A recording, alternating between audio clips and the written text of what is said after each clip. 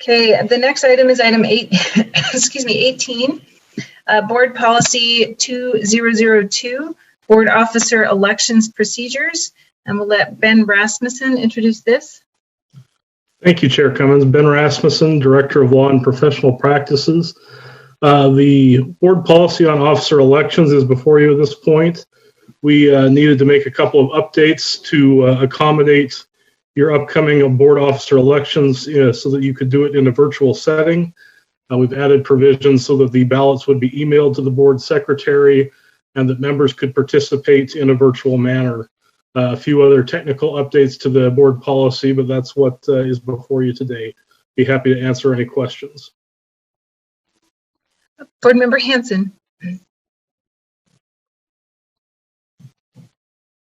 In reading through the policy, I saw that we reference, for example, in 1, the vice chair. We have 11 also references the vice chair. I think there's provisions for more than one vice chair, and I wondered if we needed to specify the first vice chair or make that the chairman, something like that. That's the first question.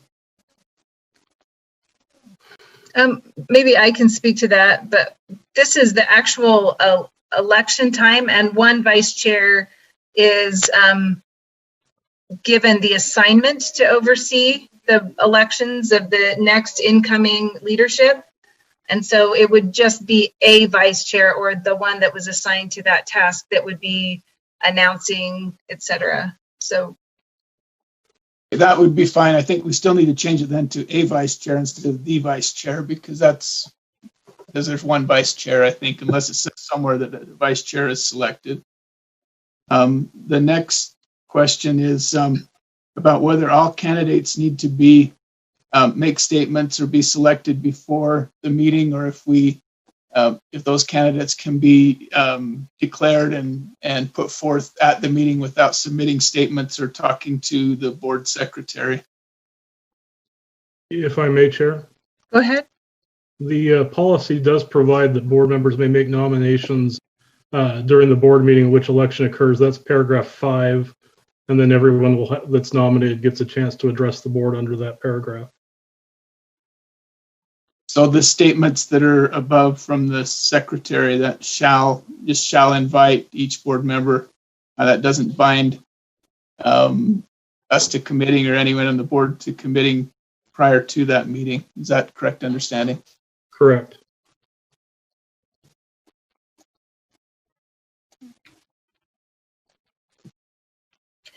I would then just move that we correct that on the vice chair and say a vice chair. A vice chair.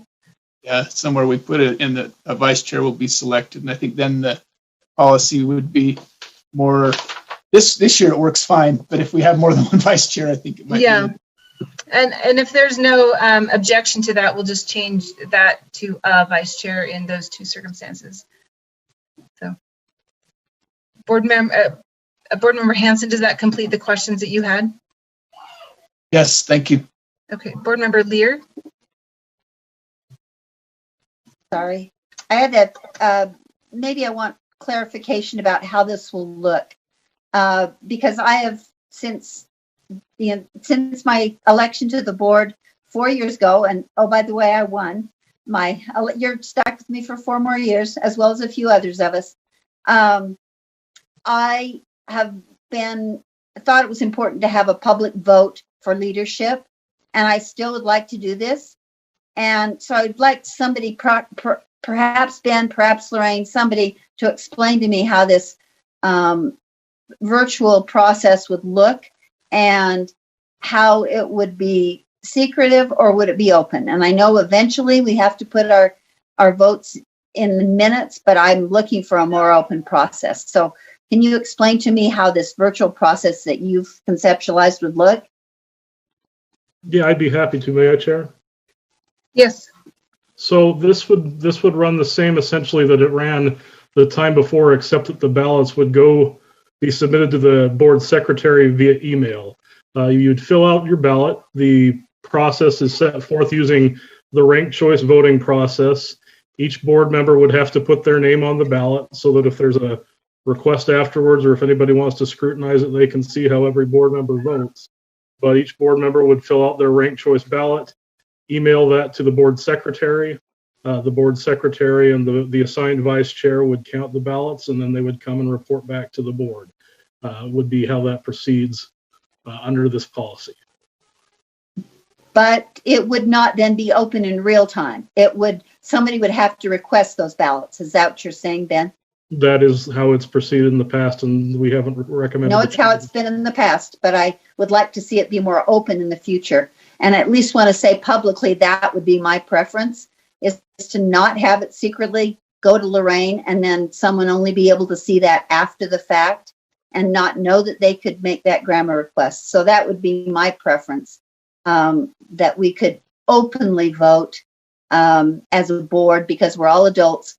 And I think that's a more fair process for our constituents also. Board Member Belknap? So I don't know how to change that, but. Yeah, I actually really struggle with this concept, because it isn't because we're not adult and we can do this or not. It's about, I really think that it's your opportunity to vote and to feel confident in what you're doing and not feeling like you have to be weighed and measured by others. And you can really think about who you'd like. Everyone's going to know who you're going to have when this is over. And I don't think it's about being secretive. I think it's about being thoughtful and giving us the opportunity to think through this without worrying about, quote unquote, they're going to be mad or they're going to be mad. Just let us do this. It's still open to the public to know how we voted in the end. And just for clarification, it's reported in the minutes, so it wouldn't require that someone from the public request that information, that it is recorded in the board meeting minutes. So By name, by actual voter name? It's not recorded that way that I recall. I had to request the ballots last time. No, it's recorded by name. The last couple of times it's been recorded by name since this policy. What, 2 months later, 3 months? How soon are the minutes available? the next month. A month later. I still, no, never mind. It's not, I'm not, my hand's raised. Board Member Hanson? Okay. Board Member Lear? I do believe we should be more open about this. I do think we're doing the public's business, and we should be doing the public's business in public. And I think that the voting for leadership is one of the most important things we do. And I don't think we should be concerned about personalities or emotions. Again, I feel like adults can deal with this in a professional way. So I would prefer an open voting process. I don't see any other discussion. The motion before us is that the board approve Board Policy 2002, Board Officer Elections Procedures Draft 1. Please vote.